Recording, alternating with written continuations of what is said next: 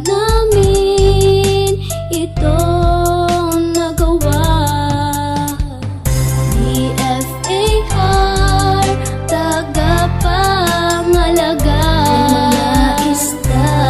Bureau of Fisheries and Aquatic Resources. DFAR ay para sa inyo.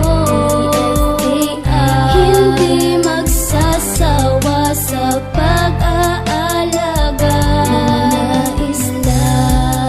Yun na ang aming narating, natupad na rin ang aming hiling na makatulong sa ating bansa, lalo na sa mga isda.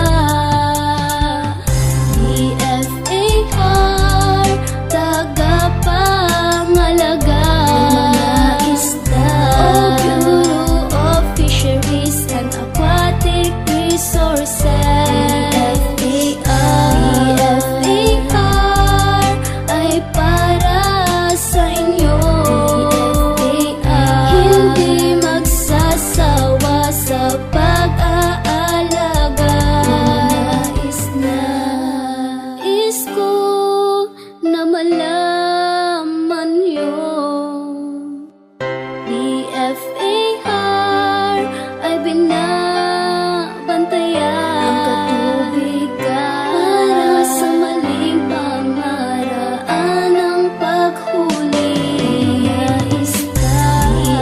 DFAR, tagapangalaga ng isda. Bureau of Fisheries and Aquatic Resources. DFAR ay para sa inyo. Hindi magsasawa sa pag-aalaga ng isda. DFAR, tagapangalaga ng isda. Bureau of Fisheries and Aquatic Resources.